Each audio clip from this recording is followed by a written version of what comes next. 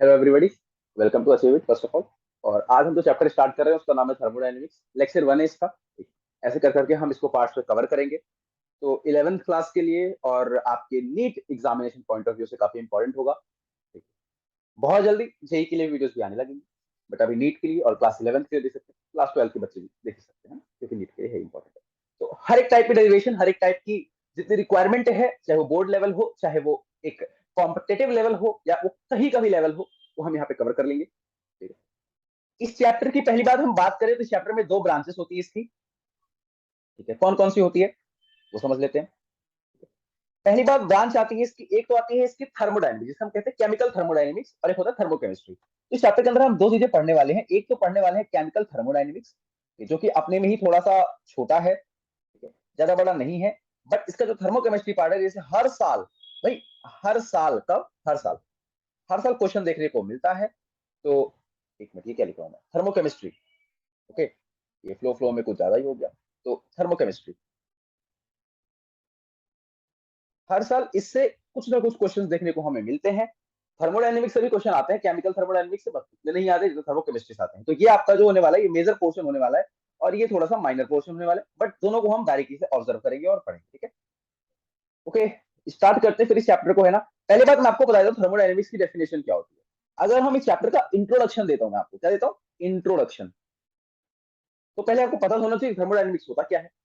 तो एक ऐसी ब्रांच है जहां पर आपको सारे चेंज, मतलब अगर कोई हीट और एनर्जी का चेंज हो रहा है ना, अगर कोई दो बॉडी है, अगर मान लेते हैं ये कोई एक बॉडी है, ये दूसरी बॉडी है, इनके बीच में कोई भी हीट का, एनर्जी का कोई भी ट्रांसफर हो रहा है, ठीक है, कैसे भी हो रहा है, चाहे वो फिजिकल प्रोसेस हो रही हो, चाहे वो केमिकल प्रोसेस हो रही हो, ठीक है, तो उसे हम कहते हैं thermodynamics.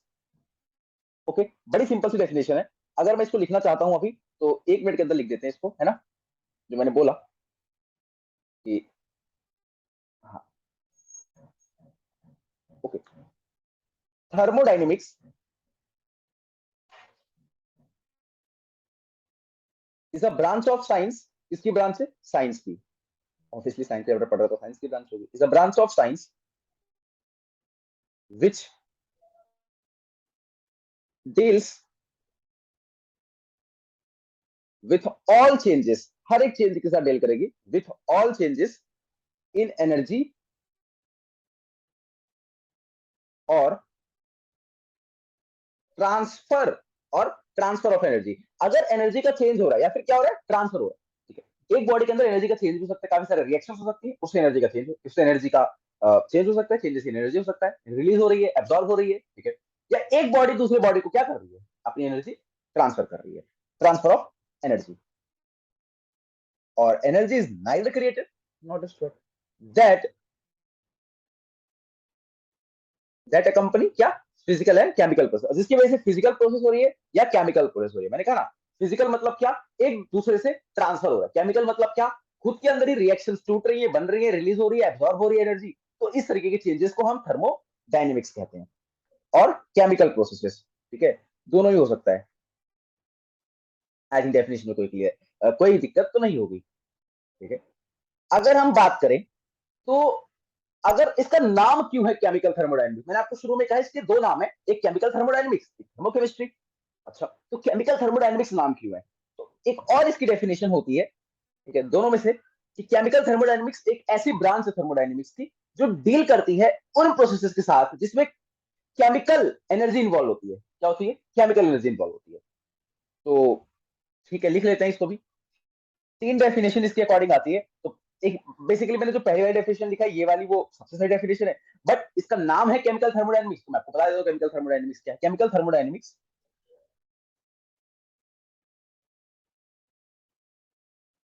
Deals with, chemical thermodynamics deal करती है किसके साथ, chemical energy, chemical thermodynamics deals with the processes, with that processes, उन प्रोसेसेस के साथ डील करती है इन विच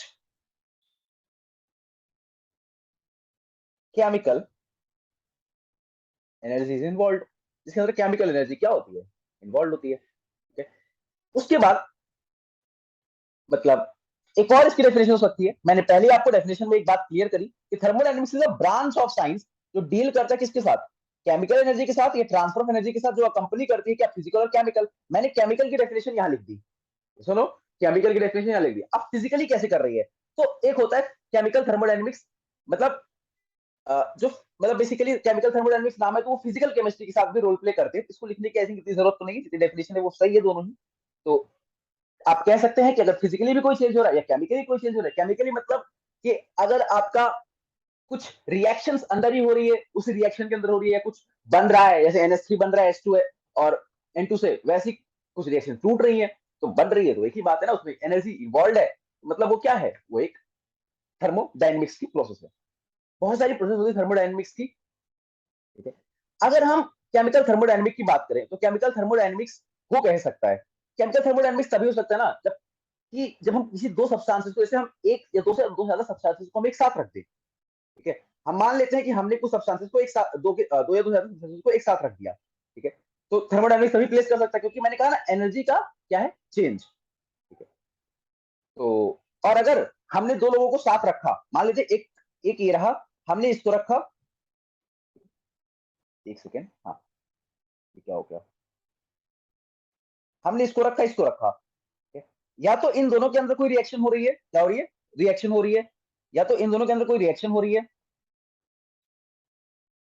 या तो क्या हो रहा है,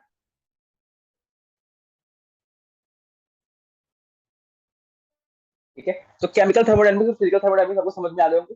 अच्छा, अब एक बात आती है कि थर्मोडायनेमिक्स की लिमिटेशंस क्या है, क्या थर्मोडायनेमिक्स हर एक के अंदर हो रहा है, तो नहीं है, ऐसा ऐसी बात तो नहीं है। तो लिमिटेशंस ऑफ थर्मोडायनेमिक्स क्या है, लिमिटेशन ऑफ थर्मोडायनेमिक्स, पहली लिमिटेशन तो इसकी, थर्मोडायनेमिक्स कभी भी इंडिविजुअल एटम और मॉलिक्यूल के साथ नहीं होता है, ये बल्क में होता है। तो it only take place in bulk, पहली बात ये इसमें प्लेस करता है, it only take place in bulk, ये सिर्फ बल्क में होगा, ठीक है। नॉट टू इंडिविजुअल एटम और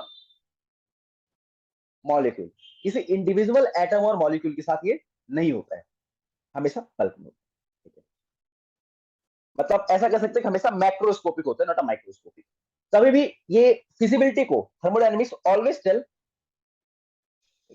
थर्मोडायनेमिक्स ऑलवेज टेल्स फिजिबिलिटी, ये क्या बताता है हमेशा, फिजिबिलिटी को, क्या ये रिएक्शन फिजिबल है, ये रिएक्शन हो भी सकती है या ये रिएक्शन नहीं भी हो सकती है। और फिजिबिलिटी को और नाम दे सकते हैं क्या, स्पॉन्टिनिटी, ये रिएक्शन स्पॉन्टेनियस है, ये हो भी सकती है अपने आप से या नहीं हो सकती है, कैसे भी अगर हम एक्सटर्नली भी कर रहे हैं तो हो सकती है या नहीं हो सकती, उसमें फर्क पड़ता है। थर्मोडायनेमिक्स बताती है कि फिजिबल है या नहीं है, यही होती है थर्मोडायनेमिक्स, ठीक है। थर्मोडायनेमिक्स को बीच का रास्ता फर्क नहीं पड़ता, इसको फर्क पड़ता है, it only depends upon initial and final state, it only depends upon initial and final state, इसको फर्क नहीं पड़ता है बीच का रास्ता क्या है, इसको फर्क पड़ता है इनिशियल और फाइनल स्टेट पर। अब थर्मोडायनेमिक्स को हम सिर्फ ये बताएं, थर्मोडायनेमिक्स सिर्फ यही बता सकता है कि ये रिएक्शन हो सकती है नहीं हो सकती, कैसे होगी वो नहीं पता, ठीक है। बट हो सकती है कि नहीं हो सकती, तो फिजिबिलिटी ही बता सकता है सिर्फ, और या स्पॉन्टेनिटी बता सकता है, ठीक है। ये करके नहीं देगा कि अच्छा इसको मिलाएंगे तो ऐसा है कि NH3 बन ही जाएगा, ऐसा नहीं है, इसे बताएगा कि ये रिएक्शन होगी या नहीं होगी, ठीक है, सिंपल है। तो अब थर्मोडायनेमिक्स सब करने के लिए इसमें कुछ टर्म्स यूज होती है थर्मोडायनेमिक्स में, तो हम उन टर्म्स को समझना पड़ेगा, तो आप जल्दी से देख लेते हैं।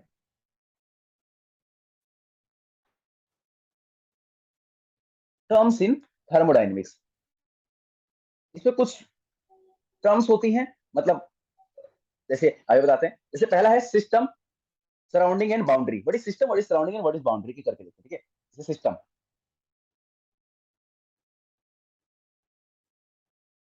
सिस्टम, सराउंडिंग और इसकी बाउंड्री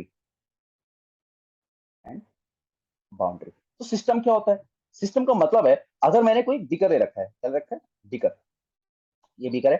हुँ? अब अगर इसमें कोई रिएक्शन चल रही है, कोई रिएक्शन चल रही है, तो क्या हो गया, ये सिस्टम, ये पूरा क्या कंसिडर करा जाएगा, सिस्टम, क्या हो जाएगा, सिस्टम। तो इन सिस्टम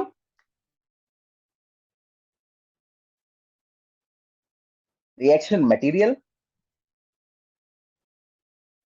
एंड कंटेनर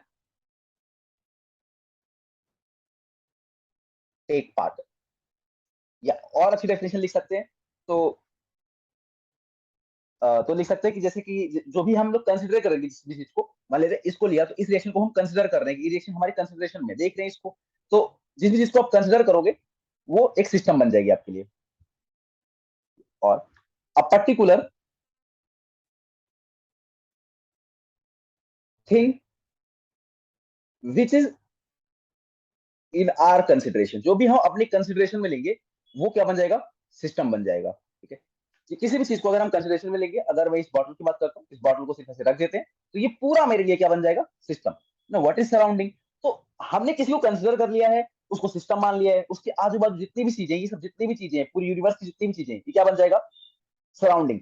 जितनी भी बाहर की चीजें इसको छोड़कर, क्योंकि ये क्या बन चुका है, सिस्टम, और इसकी बाहर की चीजें क्या बन जाएंगी, सराउंडिंग। लेकिन अगर हम सिस्टम और सराउंडिंग को एक साथ ले लें तो क्या बोल सकते हैं कि वो एक यूनिवर्स है। ठीक है, जैसे हमने उसमें लिखा था कि सिस्टम, सराउंडिंग एंड बाउंड्री। तो व्हाट इज सराउंडिंग,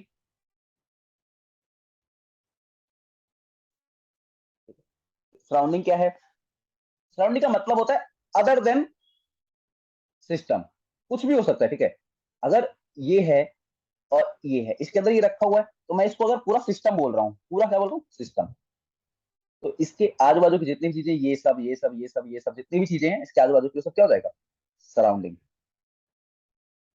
ठीक है, सराउंडिंग। नाउ बाउंड्री क्या है, बाउंड्री क्या है, बाउंड्री, एक सेकेंड,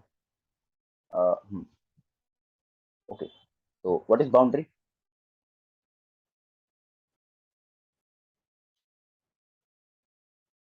ओके, तो बाउंड्री देख लेते हैं। बाउंड्री एक रेस्ट्रिक्शन है जिसके बीच में, it's a type of restriction between, इसके बीच में एक सिस्टम और, बिटवीन सिस्टम एंड सराउंडिंग। अगर ये मेरा एक सिस्टम है, इसके अंदर रिएक्शन प्रेजेंट है, ये सब तो सब, ये सब क्या हो गया, सराउंडिंग हो गया, इसका सिर्फ यही क्या है मेरे लिए, सिस्टम है। ठीक है, ये मेरे लिए क्या है, सिस्टम है। तो ये जो इसकी बाउंड्री आपको दिख रही है ना, ये जो इसकी बाउंड्री दिख रही है, ये ये जो आपको इसकी बाउंड्री दिख रही है बाहर की, जो इसको अलग कर रही है किससे, सराउंडिंग से, इसकी वजह से मैंने कहा ये सराउंडिंग है, ये जो इसकी बाउंड्री है, ये इस सिस्टम को अलग कर रही है किससे, इस सराउंडिंग से। तो ये क्या हो गया इसके लिए, बाउंड्री, इसको क्या कहते हैं, बाउंड्री। और सिस्टम और सराउंडिंग को क्या कह सकते हैं, सिस्टम प्लस सराउंडिंग यूनिवर्स। तो इस यूनिवर्स में से अगर आप सराउंडिंग को माइनस कर देंगे तो जो चीज बचेगी वो सिस्टम हो जाएगी। ठीक है, कोई भी चीज सिस्टम हो सकती है, जिसको आप कंसिडर करेंगे वो सिस्टम है, और जिसको नहीं करेंगे वो सिस्टम नहीं। अब हमारे पास कुछ टाइप ऑफ सिस्टम होते हैं, अगर हमारे पास सिस्टम है तो कुछ टाइप्स भी हैं उन सिस्टम के। जैसे पहला है आइसोलेटेड सिस्टम, ऐसा सिस्टम जो आइसोलेटेड है, अलग है, मतलब उसका कोई सराउंडिंग के साथ रिलेशन नहीं है, सराउंडिंग के साथ उसका कोई इंटरेक्शन नहीं है। ठीक है, तो पहला सिस्टम आता है, जिस सिस्टम को नाम हम दे रहे हैं, उस सिस्टम को हम कहते हैं आइसोलेटेड सिस्टम।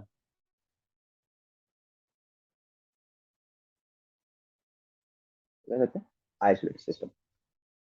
तो लिख सकते हैं this type of system has no interaction with its surrounding, अपने सराउंडिंग के साथ, विथ इट्स सराउंडिंग, अपने सराउंडिंग के साथ कोई भी इसका इंटरेक्शन नहीं होता है। द बाउंड्री जो होती है इसकी वो सील होती है। ठीक है, ऐसा क्यों हो रहा है, देखो सिस्टम के साथ इंटरेक्शन नहीं है, इसका क्या मतलब है, इसका ये मतलब है कि अगर आप इसके अंदर कोई रिएक्शन टेक प्लेस कर रही है, तो जो भी रिएक्शन अंदर टेक प्लेस कर रही है उसका ना ही लॉस हो रहा है, मतलब जो भी एनर्जी निकल रही है, ना ही वो एनर्जी निकल के सराउंडिंग में जा रही है, और ना ही सराउंडिंग से कोई एनर्जी कैप्चर कर रहा है। ठीक है, मान लेते हैं यहाँ कोई रिएक्शन हो रही है इसके अंदर, अब यहाँ से कोई हीट निकली, क्या निकली, हीट निकली, तो ये हीट बाहर नहीं जा रही है, और यहाँ की जो हीट पड़ी हुई है वो अंदर नहीं आ रही, या फिर ना ही मास जा रहा है, ना ही मास बाहर जा रहा है, ना ही मास अंदर जा रहा है। ठीक है, दोनों टाइप की बातें यहाँ होती हैं। अब अगर इसके अंदर देखेंगे तो लिख लेते हैं इसको भी, है ना, सिंपल है। ओके, तो boundary sealed and insulated, neither boundary इसकी सील्ड होती है, और क्या होती है, यहाँ पे हम क्या लिखेंगे, क्योंकि बाउंड्री सील्ड है तभी ऐसा हो रहा है, बाउंड्री सील्ड, क्योंकि अगर बाउंड्री सील्ड नहीं होती तो जरूर एनर्जी कहीं ना कहीं अंदर बाहर हो सकती, मास अंदर बाहर हो सकता। ठीक है, sealed and insulated, what do you mean by insulated? मतलब कोई हीट का आदान प्रदान नहीं चल रहा। जहां भी इंसुलेटेड लिखा आएगा इसका मतलब है वहां पर जो उसकी हीट है वो जीरो हो जाएगी। क्या हो जाएगी? जीरो हो जाएगी। तो बाउंड्री सील्ड है और आइसोलेटेड है, पहली बात। यहां पर कोई ना ही, यहां पर देखो एक तो सील्ड है ऊपर से इंसुलेटेड है। हमने हीट वाली बात तो कर ली कि भाई इंसुलेटेड है, हीट नहीं आएगी, बट क्या मास भी नहीं आएगा या मास भी नहीं जाएगा? तो neither mass nor heat, neither mass nor heat transfer will take place. ना ही हीट का कोई और ना ही मास का कोई हीट ट्रांसफर यहाँ पे टेक प्लेस करेगा। ये एक ऐसा है बेसिकली, ऐसा कोई मिलता नहीं है कि ऐसा किसी के अंदर हीट ट्रांसफर नहीं हो रही है, मास ट्रांसफर नहीं हो रहा है, ऐसा नहीं होता है। बट इसका एक पर्टिकुलर एग्जांपल होता है, और वो क्या होता है? अगर आप एग्जांपल की बात करोगे तो इसका एक ही एग्जांपल होता है, वो होता है थर्मोफ्लास्क। आपने थर्मोफ्लास्क देखे होंगे, तो वो थर्मोफ्लास्क इसका एक पर्टिकुलर एग्जांपल होता है। बाकी एक एक्सेप्शन टाइप है कि ऐसा नहीं होता है कहीं भी, ना हीट का ट्रांसफर चल रहा नहीं। सेकेंड होती है हमारे पास क्लोज्ड सिस्टम। एक ऐसा टाइप ऑफ सिस्टम जहां आप मैटर वगैरह नहीं ट्रांसफर कर सकते हो, बट हीट को ट्रांसफर कर सकते हो। क्या कर सकते हो? हीट का ट्रांसफर कर सकते हो। This type of system can exchange energy. Energy exchange कर सकता है किसकी फॉर्म में? In the form of heat. सिर्फ और सिर्फ हीट की फॉर्म में। बिकॉज मास भी क्या है? एक टाइप की एनर्जी है, तो वो नहीं हो सकती। लेकिन हीट की फॉर्म में जो एनर्जी है in the form of heat, तो बट नो ट्रांसफर ऑफ किसका? मास का। तो मास का कोई भी ट्रांसफर नहीं है, यानी किसका ट्रांसफर? सिर्फ हीट का। और हीट का किसकी फॉर्म? एनर्जी का। और एनर्जी भी किस फॉर्म की? Heat form. बिकॉज मास अगर आप ट्रांसफर करोगे तो वो भी एनर्जी में कन्वर्ट होना जानती है, और वो हो भी जाएगी। सिंपल है। तो इसीलिए यहाँ पे सिर्फ और सिर्फ किसका ट्रांसफर चल रहा है? मास का। तो बाउंड्री जो होगी इसके बीच में वो सील्ड होगी। हमने पहले कहा था कि सील्ड एंड इंसुलेटेड होगी, बट यहाँ पर बाउंड्री जो होगी वो क्या होगी? Boundary is sealed but not insulated. But वो क्या है? इंसुलेटेड नहीं है, बट नॉट इंसुलेटेड। मतलब हीट का आना जाना तो चलेगा, लेकिन मास का ऐसा कुछ भी नहीं होगा कि मास का भी हो रहा है, ऐसा नहीं होगा। अब अगर हम बात करें, जैसे एक एग्जांपल है, लिक्विड कांटेक्ट विथ किसके साथ? लिक्विड का कांटेक्ट किसके साथ? वेपर के साथ। ठीक है। In sealed tube form a close system. ठीक है, क्या होता है? Close system. बहुत अच्छी बात है। हीट का ट्रांसफर, क्योंकि यहाँ पर आपका जो लिक्विड है अगर वो वेपर के साथ कांटेक्ट में है तो जरूर उसमें हीट ट्रांसफर वगैरह चल रहा होगा, बट मास का कोई भी ट्रांसफर नहीं चल रहा है। ठीक है, सिंपल है। अब बात करते हैं तीसरे टाइप के सिस्टम की, जिसका नाम होता है ओपन सिस्टम। नाम से ही है क्लियर है कि ओपन सिस्टम का मतलब क्या है। ओपन सिस्टम का सिंपल सा मतलब है कि इसके अंदर हीट भी ट्रांसफर है, इसके अंदर मास भी ट्रांसफर होगा। Heat and mass transfer takes place. Heat और मास का ट्रांसफर इसके अंदर क्या होता है? टेक प्लेस करता है। दोनों ही इसके अंदर ट्रांसफर टेक प्लेस करते हैं। ठीक है, कोई बड़ी बात नहीं है। हीट भी ट्रांसफर टेक प्लेस करेगी, मास भी ट्रांसफर टेक प्लेस करेगी। यस और नो? यस। और बात करते हैं, तो कुछ ऐसे सिस्टम होते हैं। होमोजेनियस सिस्टम का मतलब क्या होता है? होमोजेनियस सिस्टम का मतलब है कि वो, बस समझना है, होमोजेनियस सिस्टम का मतलब है कि वो कंप्लीटली यूनिफॉर्म है। मतलब यूनिफॉर्म का मतलब क्या? वो सिर्फ एक ही फेज से बने हुए हैं। या तो वो सॉलिड के बने हुए हैं, या तो वो लिक्विड के बने हुए हैं। जैसे आइस सॉलिड की है, ठीक है, बेसिकली सॉलिड की है, या वो लिक्विड का बना हुआ है, या तो वो गैस का बना हुआ है। अब देखो, अगर आप कह रहे हो मिक्सचर ऑफ गैसेस का है, हाँ तो ठीक है। मिक्सचर ऑफ ट्रू सॉल्यूशन है तो ठीक है। लेकिन ऐसा नहीं एक सॉलिड है एक लिक्विड है, दोनों मिलकर बना रहे हैं, ऐसा नहीं। या तो सिर्फ लिक्विड होगा, या तो सिर्फ सॉलिड होगा, या तो सिर्फ क्या होगा? On the basis of, on the basis of composition. Composition के बेसिस पे टू टाइप के सिस्टम होते हैं। There are two type of system. कौन कौन से सिस्टम होते हैं? पहला, होमोजीनियस। Homogeneous system. क्या मतलब होता है होमोजीनियस सिस्टम का? होमोजीनियस सिस्टम का मतलब होता है जो बना हुआ है, कैसे बना हुआ है? A system is made up of only one type of phase, जैसे कि या तो सॉलिड का होगा, या लिक्विड का होगा, या गैस का होगा। अच्छा, मिक्सचर ऑफ गैसेस और लिक्विड, मिक्सचर ऑफ गैसेस या लिक्विड का, देखो दोनों में से एक ही होगा, या तो मिक्सचर ऑफ गैसेस होगा या तो मिक्सचर ऑफ लिक्विड होगा। Can be the example of, ये इससे example can be the example of homogeneous mixture.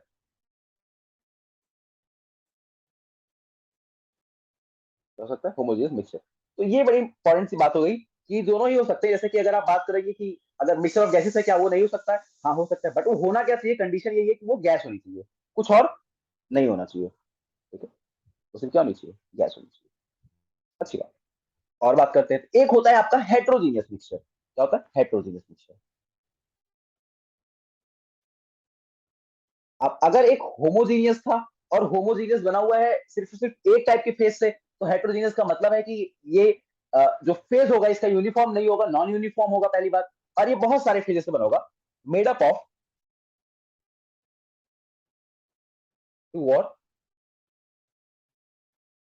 More phase. ठीक है, सारे फेजेस से बना होगा, अच्छी बात है।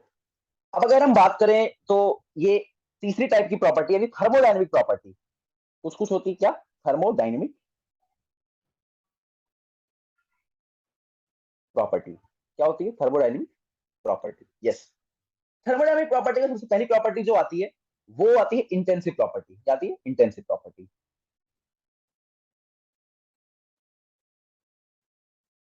What do you mean bye intensive property? ऐसी प्रॉपर्टी जो क्वांटिटी पर डिपेंड नहीं करती है, मैटर की क्वांटिटी पर डिपेंड नहीं करती कि कितनी क्वांटिटी है, ठीक है, सिस्टम पे मतलब क्वांटिटी पे डिपेंड नहीं करती है, और या फिर साइज पे डिपेंड नहीं करती है, उसे हम क्या कहते हैं, इंटेंसिव प्रॉपर्टी। मतलब वो फिक्स रहेगी, आप कितना भी उसका मास बढ़ा लो, कितना भी उसका साइज बढ़ा लो, या कितना भी उसमें क्वांटिटी बढ़ा लो, कुछ भी बढ़ा लो, does not depend upon, doesn't depend upon quantity, ठीक है, does not depend upon quantity of matter या साइज पे इन द सिस्टम, या फिर और साइज ऑफ सिस्टम। कभी भी सिस्टम के साइज पे डिपेंड नहीं करती है, ठीक है, वो हमेशा ऐसा की ऐसी रहेगी, जैसे आप कितना भी साइज बढ़ा लो, कितना भी कुछ भी कर लो। कुछ एग्जांपल्स हैं, जैसे उसमें सबसे पहला एग्जांपल जो आपको देखने को मिलता है वो है प्रेशर, टेम्परेचर, ये दूसरा एग्जांपल। और भी बहुत सारे होते हैं, जैसे कि डेंसिटी हो गया, ठीक है, स्पेसिफिक हीट हो गई, उसके बाद सरफेस टेंशन हो गया, बॉइलिंग पॉइंट हो गया, ठीक है, कंसंट्रेशन हो गया, वॉल्यूम पर मोल हो गया। कंसंट्रेशन बेसिकली आपका चेंज नहीं करेगा, है ना। अगर आप वो कह रहे हैं ना कि सिस्टम प्रॉपर्टीज जिसमें डिपेंड नहीं करता, properties which do not depend upon इसके quantity of matter present in the system और साइज ऑफ द सिस्टम, इस सिस्टम की साइज पर वो थ्रू आउट वैसे ही रहेगा। अगर आप साइज कम कर दोगे तो प्रेशर उतना ही रहेगा, ठीक है, आप अलग कर दोगे तो रूम का टेम्परेचर कम नहीं हो जाएगा, वो उतना ही रहेगा। रूम टेम्परेचर नहीं, बेसिकली टेम्परेचर की बात हो रही है तो टेम्परेचर उतना ही रहेगा। डेंसिटी कम नहीं होगी, वो उतनी रह जाएगी, ठीक है, डेंसिटी डेंसिटी है, वो उतनी रह जाएगी, सिंपल सी बात है। दूसरी प्रॉपर्टी होती है एक्सटेंसिव प्रॉपर्टी, जो डिपेंड करती है किस पे, क्वांटिटी ऑफ मैटर पे या फिर साइज ऑफ मैटर पे, साइज ऑफ सिस्टम पे, बेसिकली एक्सटेंसिव प्रॉपर्टीज, ठीक है, बेसिकली डिपेंड करता है क्वांटिटी ऑफ मैटर पे, डिपेंड अपॉन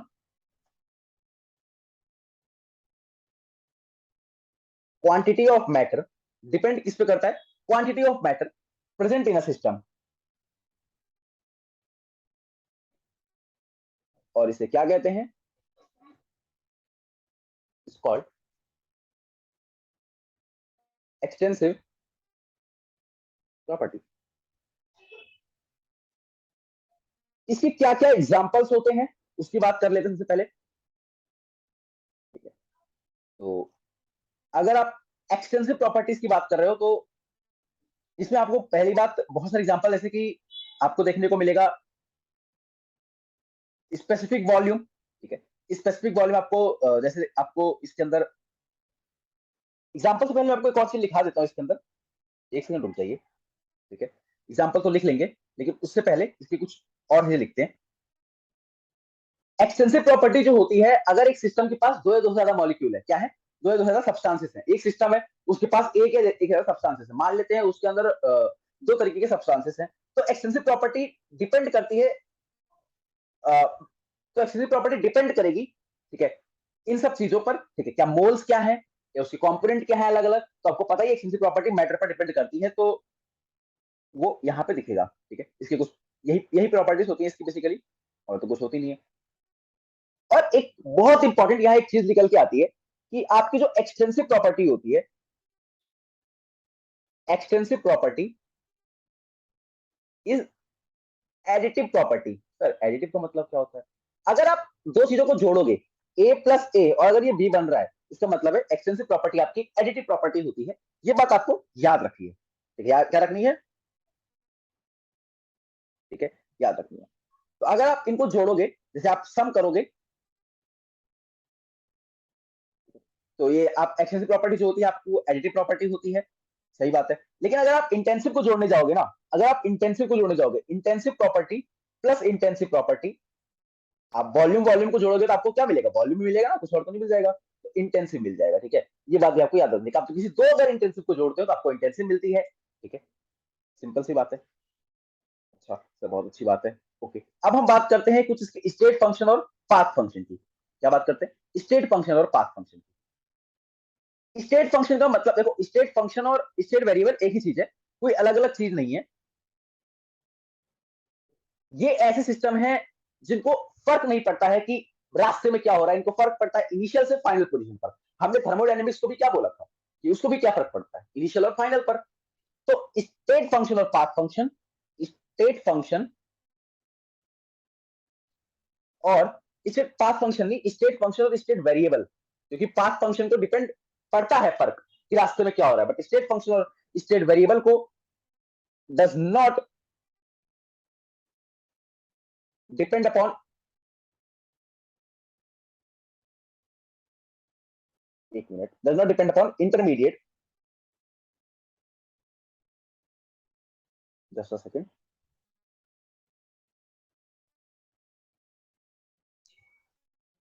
आई थिंक यहाँ पे इंटरनेट इश्यू हुआ था जिसकी वजह से ऐसा हुआ।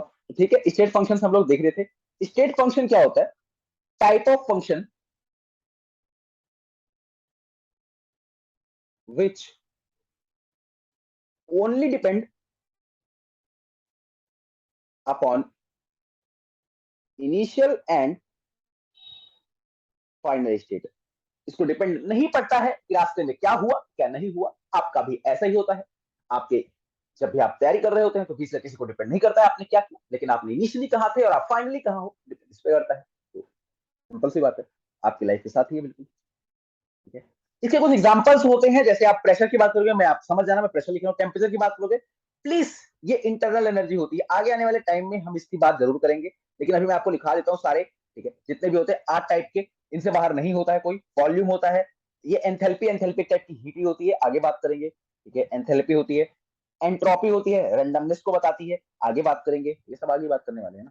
बस मैं उसके साथ लिखाता रहूंगा कि स्टेट फंक्शन है, पाथ फंक्शन है, बट हाँ अभी लिख लीजिए एक जगह, सही रहेगा लिखने को, ठीक है। उसके बाद नंबर ऑफ मोल्स होती है, एन का नंबर आपको पता ही होगा, आप पढ़ चुके हैं बहुत सारी चीजें। उसके बाद गिव्स फ्री एनर्जी होती है, इसके बारे में हम बात करेंगे, ये स्पॉन्टेनिटी को बताती है, गिव्स फ्री एनर्जी, ठीक है, आगे इसके बारे में चर्चा होगी आने वाले लेक्चर्स में। और टेम्परेचर होता है, ठीक है, ये बातें आपको पता होनी चाहिए, बहुत सिंपल सी बहुत प्यारी सी बात है।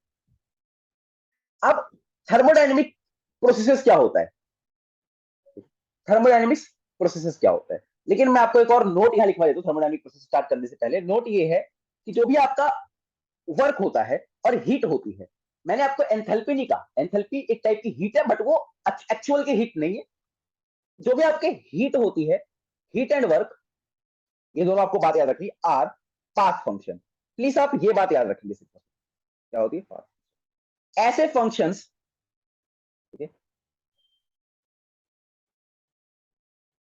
ऐसे फंक्शन डिपेंड करेंगे पाथ पे, इनको फर्क पड़ता है आप किस रास्ते से गए हैं, इनको हर एक चीज में फर्क पड़ता है। तो ये ऐसे फंक्शंस होते हैं जो आपको डिपेंड करेंगे किस पे, पाथ फंक्शन पे। आई थिंक अभी कोई और इशू ना हुआ हो नेट में, तो एक सेकेंड और रुकिए।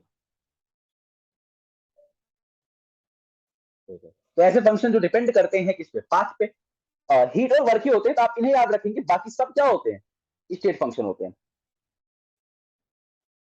क्या होते हैं, स्टेट फंक्शन होते हैं। आप इनको याद रखेंगे बस, बाकी सब तो स्टेट फंक्शन होते हैं। चलिए आगे बढ़ते हैं। थर्मोडायनेमिक प्रोसेस का मतलब होता है कि देखो, ये नाम है process. What you mean by process? Process का मतलब होता है कि अगर आप एक हीट, अगर इसके पास हीट है और इस बॉडी को हीट ट्रांसफर कर रहा है, तो एक टाइप की प्रोसेस हुई, और इस प्रोसेस को थर्मोडायनेमिक डील करता है, तो हम उसे कहते हैं थर्मोडायनेमिक प्रोसेस। आइसोथर्मल का मतलब क्या होता है? अब आपको कुछ चीजें समझनी है आगे बढ़ने से पहले। जैसे आप समझेंगे पहले आइसोथर्मल के बारे में। क्या समझेंगे? आइसोथर्मल के बारे में। स्टोव यूज कर ले जरा, एक मिनट में मिटता ही है ना, यही पावर है। ओके, सबसे पहले आइसोथर्मल की बात करेंगे। एक ऐसा एक ऐसा प्रोसेस, मतलब जिसमें टेम्परेचर फिक्स रहेगा। आइसो मतलब सेम, थर्मल मतलब टेम्परेचर। मतलब क्या है, टेम्परेचर फिक्स रहेगा। अच्छा, टेम्परेचर चेंज नहीं करेंगे, है ना? जब भी आप रिएक्शन को इन्वॉल्व कर रहे हैं उसमें, तो प्लीज आप टेम्परेचर को चेंज नहीं करेंगे। तो ऐसे प्रोसेस को हम कहते हैं आइसोथर्मल प्रोसेस। सिंपल सी बात है, कांस्टेंट टेम्परेचर रहता है इसमें। ठीक है, अब यहां पर मैं आपको कुछ चीजें बता रहा हूं।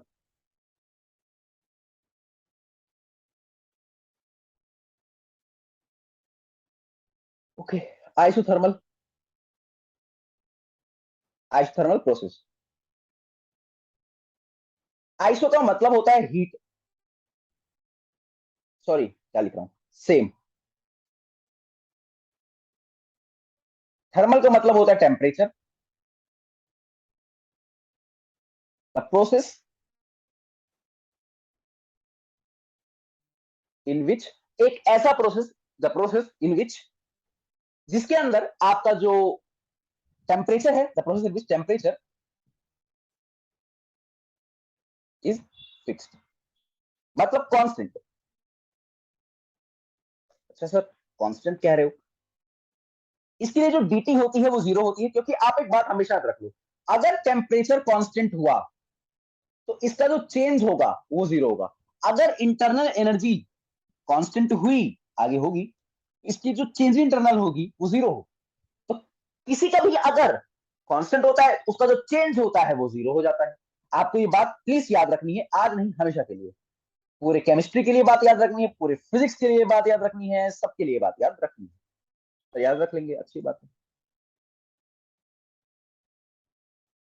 अब आपके मन में एक सवाल उठ रहा होगा, सर टेम्परेचर तो कांस्टेंट रख दिया है, इसका मतलब है कि यार सर थर्मली इंसुलेटेड होगा, है ना?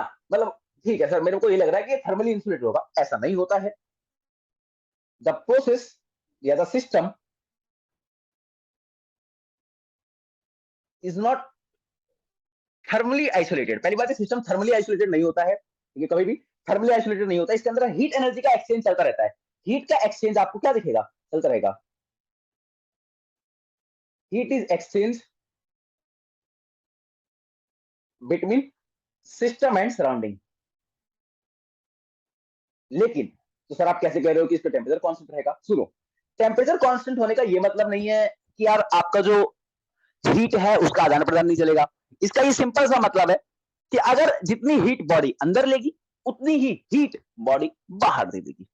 ठीक है, इसकी वजह से उसका जो टेम्परेचर है वो कांस्टेंट रहेगा, जितना है उतना रहेगा। ठीक है, अब दूसरा प्रोसेस आता है, ये तो हो गया ए टाइप। अच्छा, हम लोग क्वेश्चंस भी करेंगे, ठीक है? अभी थ्योरेटिकल चल रहा है, लेकिन आगे वाले चैप्टर पर इसमें बहुत सारे क्वेश्चंस होते हैं। बहुत डर भी लगता है इन क्वेश्चंस को करने पे, तो आप डरेंगे अच्छे से, हाँ आपको सुधार देंगे अच्छे से ना। एडियाबैटिक, एडियाबैटिक प्रोसेस क्या होता है? क्या होता है एडियाबैटिक प्रोसेस? एडियाबैटिक प्रोसेस का मतलब होता है जहां पर कोई एक्सचेंज नहीं होगा। किसका? हीट का। किसके बीच में हीट एक्सचेंज होने वाली होती है सर? एक सिस्टम और सराउंडिंग के बीच में। No exchange of heat, no exchange of heat between, किसके बीच में? System and surrounding, between system and surrounding. System और सराउंडिंग के बीच में कोई हीट नहीं होती है, और ऐसी टर्म को हम क्या बोलते हैं? एरिया बैटिक। क्या बोलते हैं? एरिया बैटिक बोलते हैं। ठीक है सर, बहुत अच्छी बात है, ये तो बहुत बहुत ही सही बात है। अब यहां पर आपको लग रहा होगा कि अच्छा, यहां पर ना थर्मोडायनेमिकली क्या आइसोलेशन होती है? क्या थर्मली आइसोलेट होता है सिस्टम और सराउंडिंग के बीच में? हाँ, सही सोच रहे हो आप, बिल्कुल बिल्कुल सही सोच रहे हो। तो यस, बिल्कुल ऐसा होता है। यहां पर थर्मली इंसुलेशन होती है किसके बीच में, थर्मली इंसुलेशन किसके बीच में, सिस्टम और सराउंडिंग के बीच में, बिटवीन सिस्टम एंड सराउंडिंग। यानी कोई भी हीट का ना आना होता है और ना ही जाना होता है, ठीक है। और प्रोसेस की बात करते हैं, यहाँ पर जो हीट होती है यानी डीक्यू जो होती है वो जीरो होती है। तो कभी अगर एडियाबैटिक लिख के देता है, यानी कभी एडियाबैटिक लिख के देता है, इसका मतलब यही होता है कि डीक्यू जो है इसका जीरो जो है, क्योंकि हीट का कोई आदान प्रदान नहीं हो रहा है, यानी थर्मली इंसुलेशन है इसके बीच में, सिस्टम और सराउंडिंग के बीच में। थर्ड प्रोसेस हम जिसे कह सकते हैं, एक सेकेंड, हाँ, जिसका नाम है क्या, isobaric process. What is mean by isobaric, iso मतलब फिर से सेम, और बेरिक का मतलब बाहर से आता है, यानी क्योंकि हम प्रेशर को बाहर में, यहाँ पे कांस्टेंट क्या होता है, प्रेशर, ठीक है, कांस्टेंट प्रेशर। और अगर प्रेशर कांस्टेंट है तो किसी चीज का अगर कांस्टेंट है तो उसका चेंज क्या होता है, जीरो, सिंपल। और प्रोसेस की बात करें तो आइसोकोरिक प्रोसेस, आइसो का मतलब क्या होता है, सेम, कोरिक का मतलब वॉल्यूम, वॉल्यूम कांस्टेंट, ठीक है। ऐसे रखते हुए चलेंगे, डायरेक्ट डायरेक्ट याद करते हुए चलेंगे, और वॉल्यूम कांस्टेंट है तो सर डेल्टा वी तो जीरो होगा, इसमें मैं क्या रखूं, कुछ नहीं, ठीक है। मतलब वॉल्यूम कांस्टेंट रहेगा थ्रू आउट द चेंज, कभी भी आप कुछ भी करेंगे तो वॉल्यूम को कांस्टेंट रखेंगे, वॉल्यूम कभी अलग नहीं होगा, वॉल्यूम बिल्कुल सेम होगा, ठीक है। अब बात करते हैं साइक्लिक प्रोसेस की, ठीक है,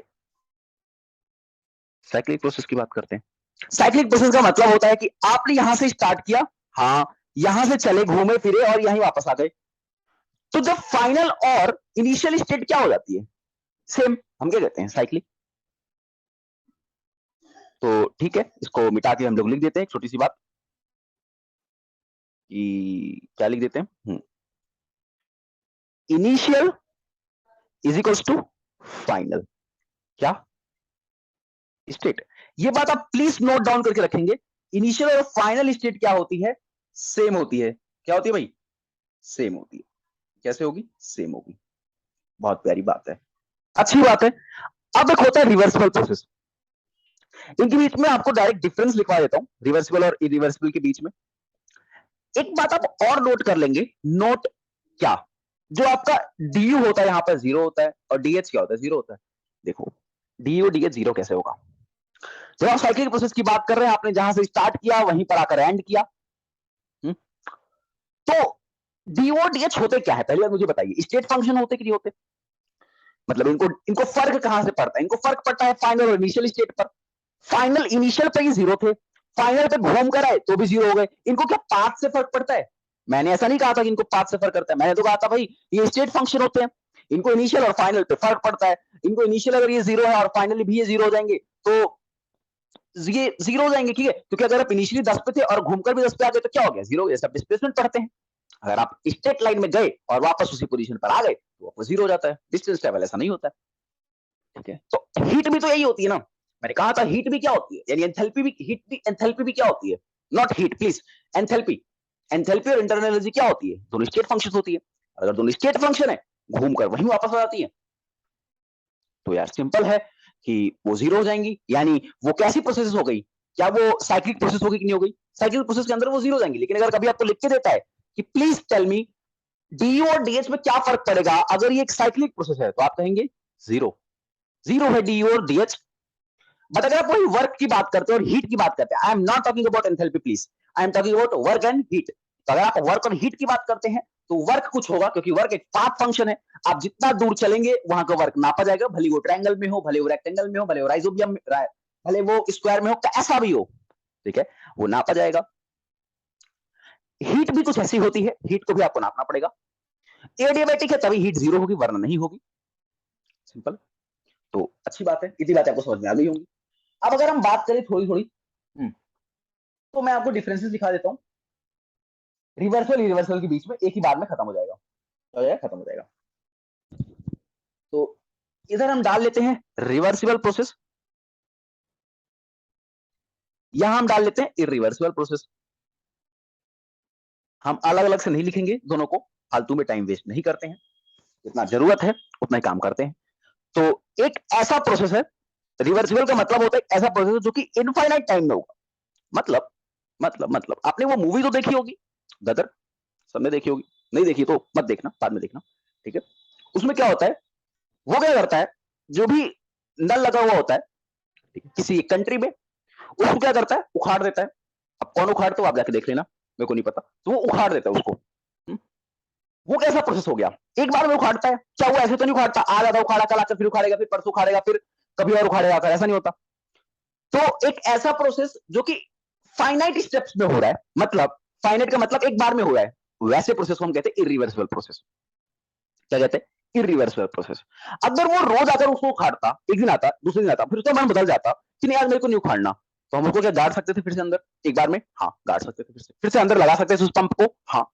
लेकिन अगर इरिवर्सिबली उसने किया है, उसने एक बार में पूरा पंप उखाड़ दिया है, तो ऐसा तो नहीं होगा, फिर तो हम उसे लगाने में बड़ी मुश्किल पड़ेगी भाई, है ना, ज्यादा टास्क करना पड़ेगा।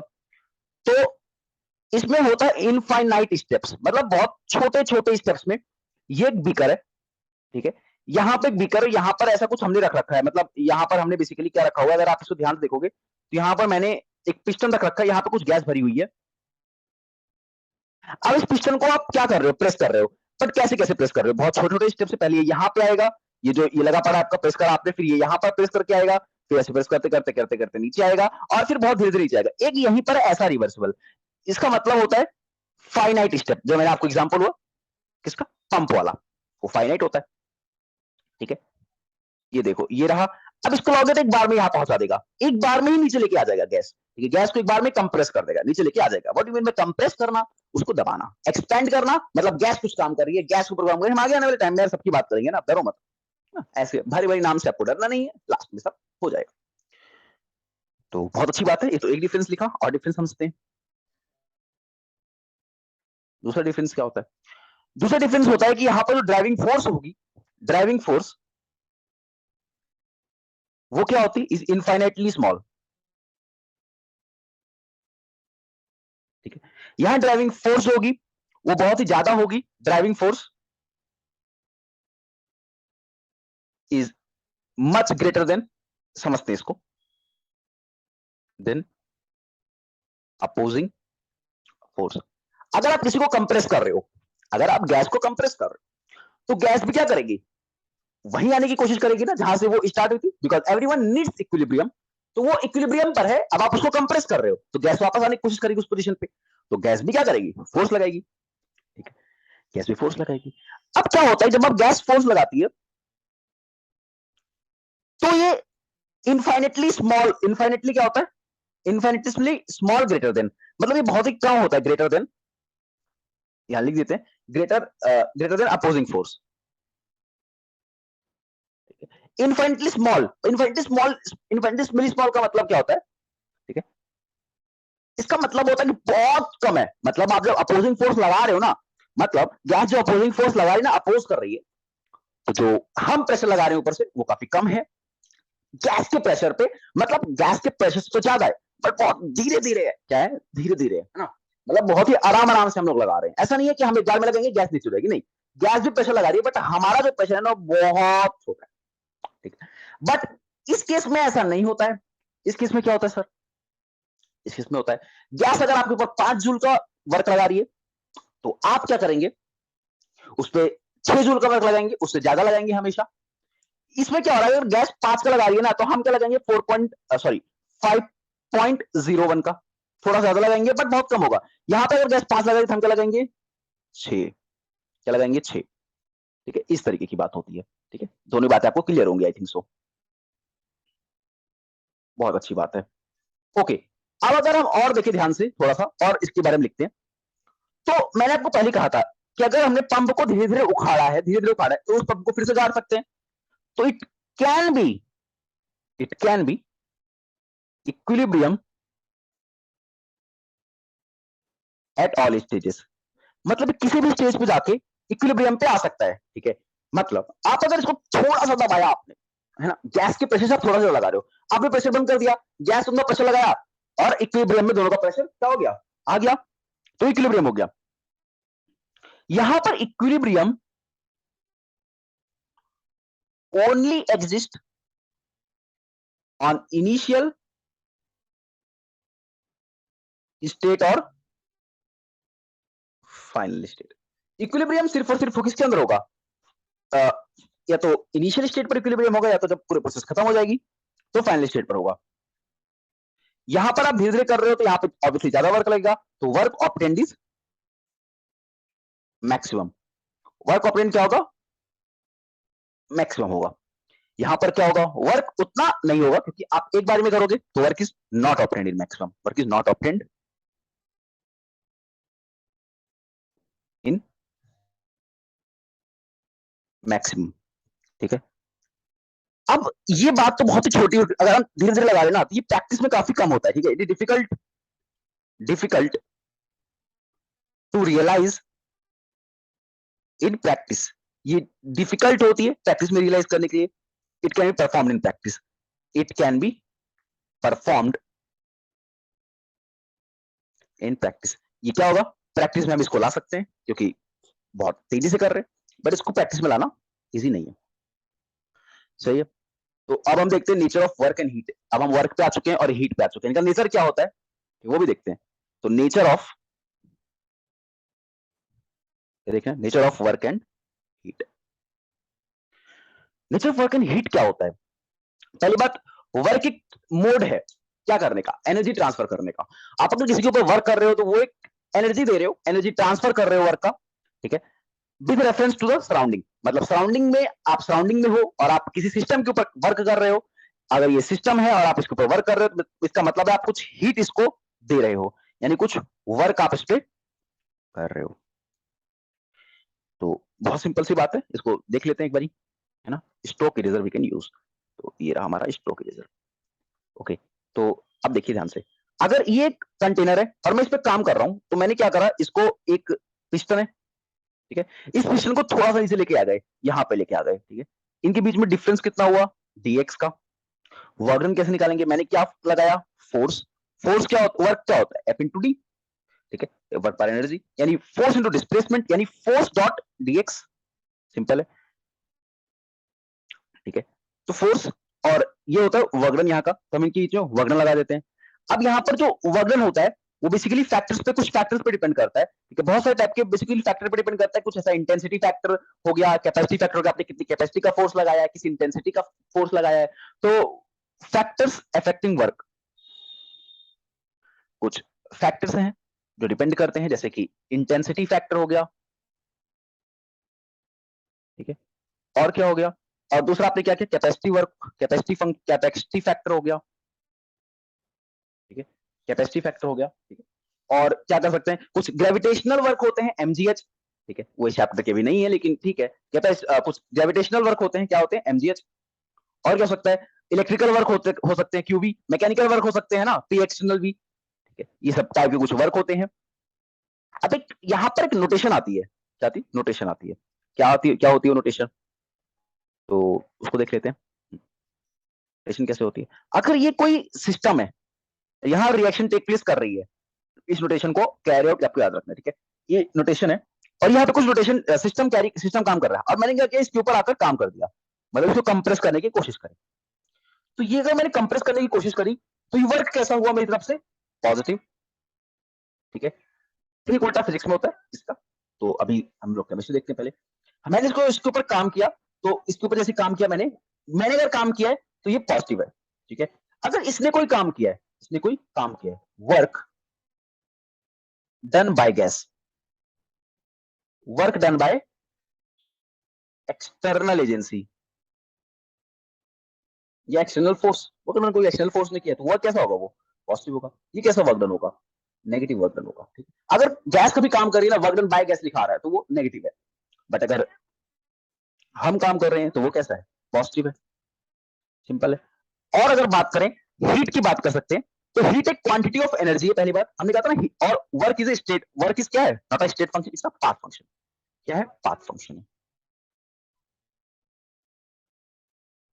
अब हम बात करते हैं हीट की।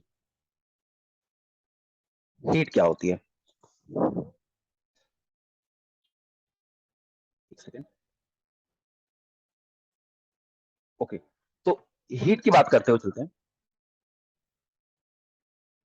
ओके, हीट की, हीट क्या होती है? हीट में क्या है? बेसिकली हीट एक amount of quantity of energy जो फ्लो कर रही है सिस्टम और सराउंडिंग के बीच में, ठीक है, टेम्परेचर के डिफरेंस की वजह से, ठीक है, फ्लो फ्रॉम सिस्टम या flow between system and surrounding, ठीक है, in form of temperature difference. Temperature की डिफरेंस की वजह से ये फ्लो करती है एक सिस्टम और सराउंडिंग के बीच में, ठीक है, always flow from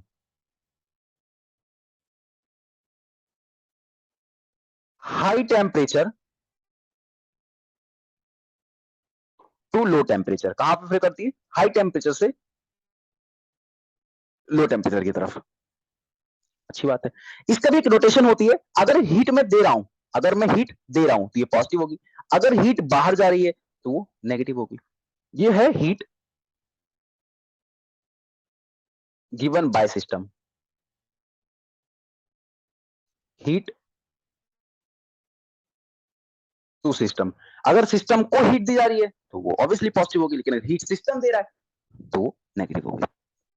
unit of heat क्या होती है? हम unit of heat and work की बात करते हैं। किसकी बात करते हैं? Unit of heat and work की बात करते हैं। हीट और वर्क की अगर हम बात कर रहे हैं तो कुछ चीजें याद रखनी होती है, जैसे एक जूल या ये वर्क की यूनिट होती है। एक जूल के अंदर कितने कैलोरी होते हैं? 0.23 कैलोरी, बेसिकली 0.23 कैलोरी बोल सकते हैं। एक कैलोरी के अंदर क्या होता है? एक कैलोरी के अंदर वो होता है 4.184 जूल। Remember this values.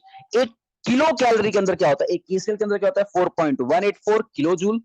बहुत अच्छी बात है। एक लीटर एटीएम के अंदर क्या होता है? एक लीटर एटीएम के अंदर होता है 101.3 जूल, ठीक है, एक लीटर एटीएम के अंदर 1.13 जूल। या क्या और क्या हो सकता है? 1.013 इंटू 10 की पावर 9 अर्ग, ठीक है, ये भी एक यूनिट होती है। और ये हो सकती है वर्क की 24.206 कैलोरी। तो ये सारी यूनिट्स बहुत ही इंपॉर्टेंट है, सिंपल है। और ये वर्क की यूनिट है अर्ग में, और ये है कैलोरी में। किसमें? कैलोरी में। सिंपल है। और अगर बात करें तो एक क्वेश्चन की बात करते हैं। सबसे पहले हमने कहा ना हीट अगर दी जाएगी आपको, तो आइए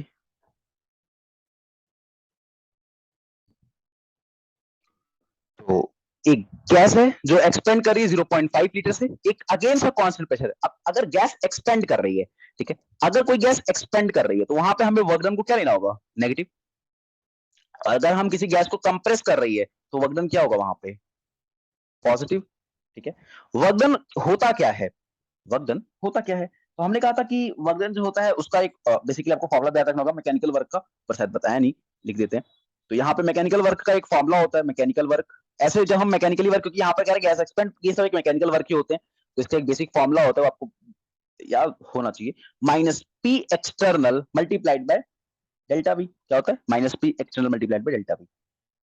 ये वाला वर्क डन का फॉर्मूला होता है। अच्छी बात है। अब यहाँ पर माइनस का मतलब क्या है? माइनस का सिंपल सा मतलब है कि गैस जो है वो एक्सपेंड कर रही है। क्या कर रही है? एक्सपेंड कर रही है। इसलिए हमने यहाँ पर क्या किया? माइनस का यूज किया बेसिकली। तो यहाँ पे हम लिख सकते हैं क्या? Minus P delta we. तो हम लिख सकते हैं माइनस पी हमारे पास गिवन है, आई थिंक सो। कितना? एक कांस्टेंट प्रेशर है यानी 1 का, और आपको वॉल्यूम का चेंज दिया गया 0.5 का, ठीक है, 0.5 लीटर। और इसकी वजह से इसका आंसर आ जाता है यहाँ से, अगर हम देखें तो 0.5 लीटर एटीएम। तो ऐसे निकालते हैं, है ना। अगर वर्क पूछता है ऐसे प्रोसेसेस में कि जिसमें एरिया इसमें कंप्रेस हो रही है या एक्सपेंड हो रही है, तो आप वहां पर बता देंगे कि यही हो रहा है, work done equals to minus P delta V. इसका ये फॉर्मूला कांस्टेंट रहता है, माइनस पी डेल्टा वी। इसको चेंज नहीं करना होता है माइनस पी डेल्टा वी को, बाकी जैसा भी होता है वो हम देख लेते हैं, ठीक है। अगर आपका गैस एक्सपेंड कर रही है तो minus P delta we direct लगाना है, ठीक है। कंप्रेस करेगी तो यार ऑब्वियसली बात है वहां पर वर्क डन पॉजिटिव आ जाएगा, बट फॉर्मूला यही रहता है हर एक केस में। सही है। एक और करते हैं।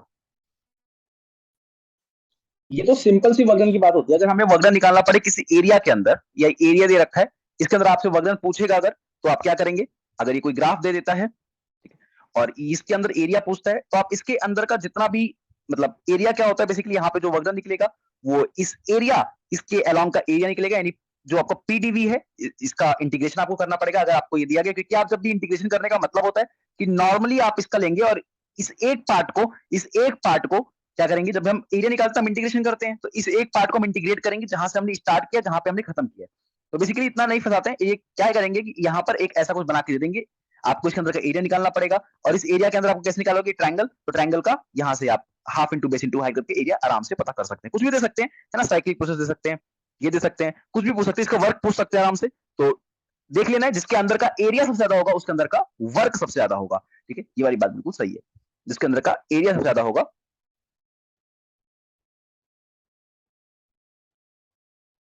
जिसके अंदर एरिया ज्यादा उसका वर्क ज्यादा। ठीक है, जिसके अंदर एरिया ज्यादा उसका वर्क ज्यादा, सिंपल है। ओके, अब इसके दूसरे कॉन्सेप्ट पर बढ़ते, इंटरनल एनर्जी। पहले बात, इंटरनल एनर्जी क्या होती है, क्या पाथ फंक्शन है, क्या वर्क फंक्शन है, तो ये एक टाइप की वर्क फंक्शन है। एक मिनट, नहीं वर्क फंक्शन नहीं है, रुक जाओ, स्टेट फंक्शन, सॉरी, ये स्टेट फंक्शन है। ये डिपेंड करती है सिर्फ फाइनल और इनिशियल स्टेट पे, इसको फर्क नहीं पड़ता है रास्ते में क्या हुआ, ये स्टेट करते हैं। मतलब अब होती क्या इंटरनल एनर्जी, तो हर एक सिस्टम के पास अपने एक एनर्जी होती है, हर एक सिस्टम के पास उसके अंदर रिएक्शंस हो रही है, तो उसके अंदर ऑब्वियसली एनर्जी होगी। तो जो भी उसके अंदर एनर्जी होती है, जितने टाइप की उसके अंदर एनर्जी होती है, जितने भी टाइप की, वो सब क्या होती है, इंटरनल एनर्जी के अंदर कॉन्क्लूड होती है। तो मैं लिख देता हूं, एवरी सिस्टम हैविंग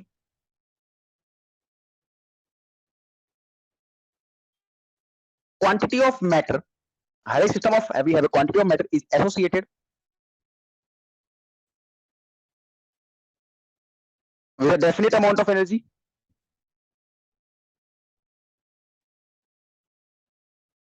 क्या होती है, with a definite amount of energy. This energy is known as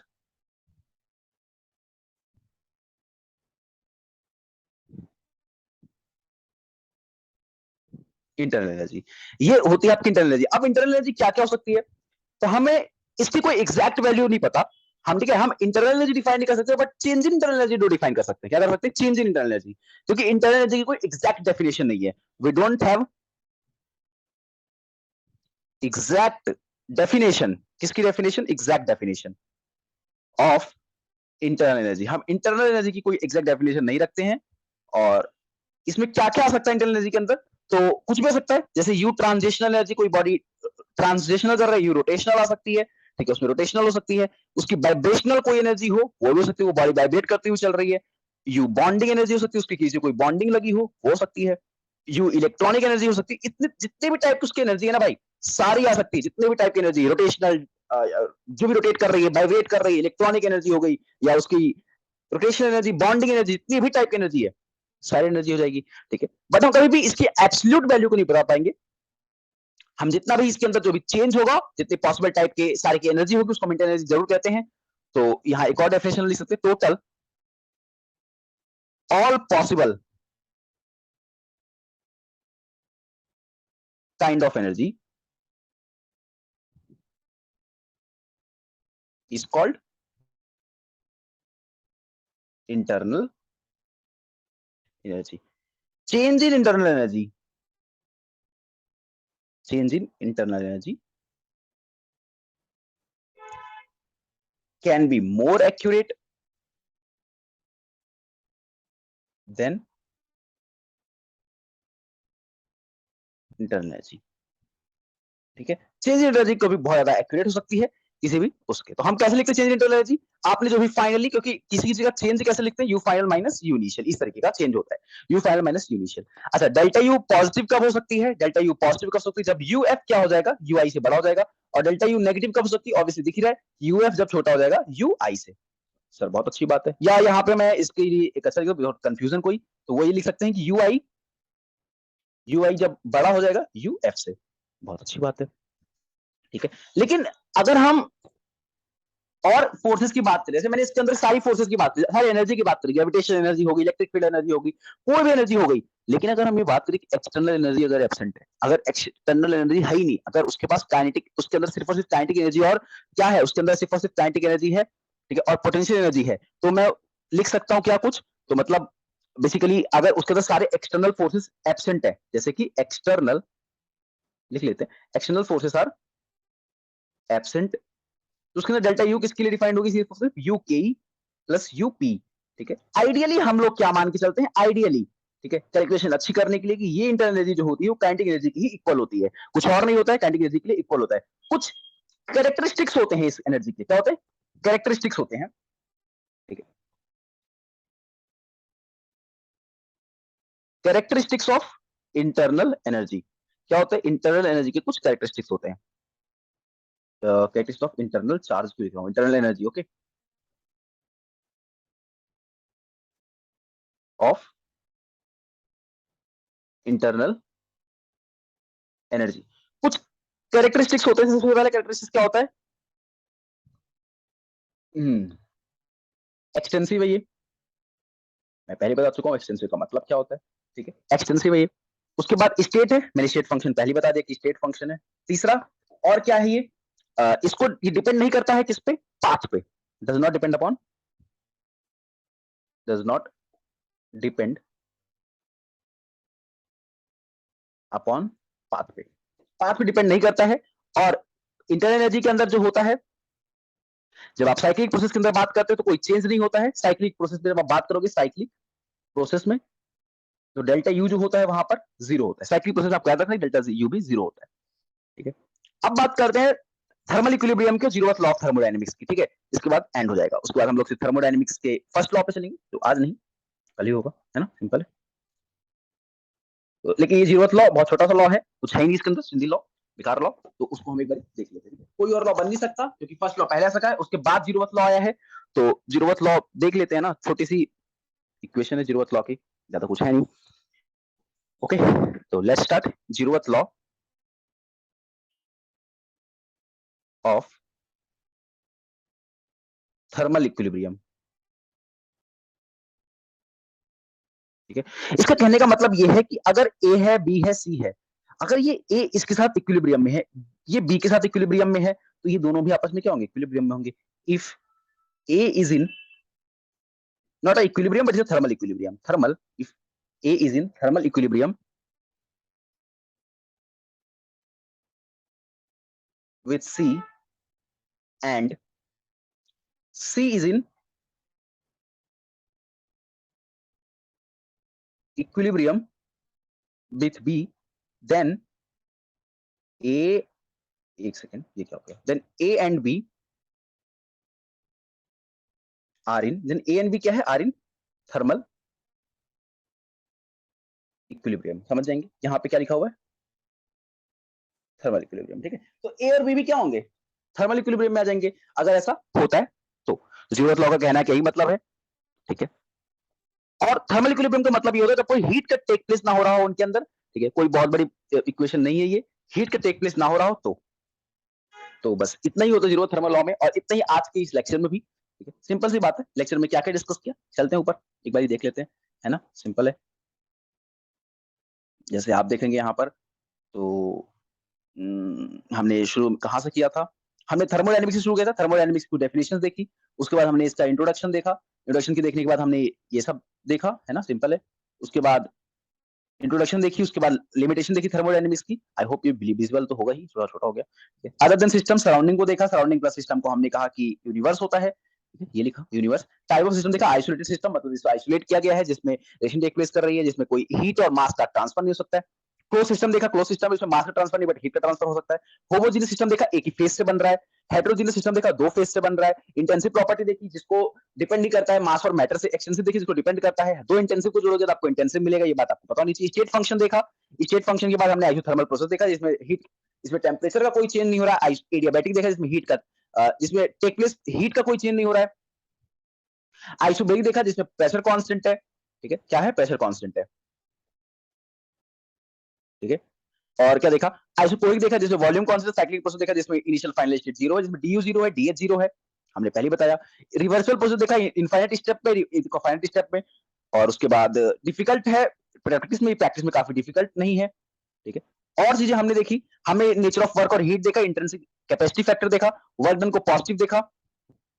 ठीक है, हीट देखी, हीट के बाद यूनिट देखी, हीट की यूनिट क्या होती है हीट की। ठीक है, वो सब ये सारी यूनिट आपको पता होनी चाहिए। और उसके बाद मैकेनिकल वर्क देखा। एक मैकेनिकल वर्क का एक फॉर्मुला आपको पता होना चाहिए वर्क डन निकालने का, वो होता है minus P external delta we. ये फॉर्मुला बहुत इंपॉर्टेंट है, माइनस पी एक्सटर्नल, आपको इसको माइनस के साथ ही प्लेस करना है, कैसे भी नहीं करना, ठीक है। वो बताएगा आपको कि कब क्या हो रहा है, ठीक है। वैसे यहाँ पे इतना नहीं फंसता, जब आप कभी कोई भी एक्सपेंड और कंप्रेशन कर रहा है तो वो आप इसी को लेके चलना है। आगे हम बात करेंगे तो वर्क की और बात करेंगे, जब हम इरिवर्सिबल रिवर्सिबल प्रोसेस की बात करेंगे तभी फॉर्मुला वहां आता है। वो तो क्वेश्चन दिखा तो फॉर्मुला बताना पड़ा, बाकी इसके हम बात और आगे करेंगे। जिसके अंदर एरिया ज्यादा होगा उसका वर्क डन ज्यादा होगा, प्लीज रिमेंबर दैट थिंग। जिसका एरिया, जिसका क्या होगा, एरिया ज्यादा होगा, जिसका एरिया ज्यादा होगा उसका वर्क डन ज्यादा होगा। इंटरनल एनर्जी की बात करी तो स्टेट फंक्शन है, उसके बाद और बात करी हमने तो डेल्टा यू एफ जीरो होता है, डेल्टा यू जीरो है। फिर उसके बाद हमने कैरेक्टरिस्टिक इंटरनल की एक्सटेंसिव स्टेट फंक्शन है, हमने जीरोथ लॉ देखा थर्मोडायनामिक्स का। और चैप्टर यहीं पर क्या होता है, चैप्टर नहीं बेसिकली पहला लेक्चर यहीं पर क्या होता है, एंड होता है। तो दैट्स ऑल फॉर टुडे, और कल मिलते हैं फिर से। और क्या देखेंगे कल फिर, फर्स्ट लॉ ऑफ थर्मोडायनामिक्स, जो कि बहुत इंपॉर्टेंट है, and we solve lots of numerical based on that. तो ये वाली बात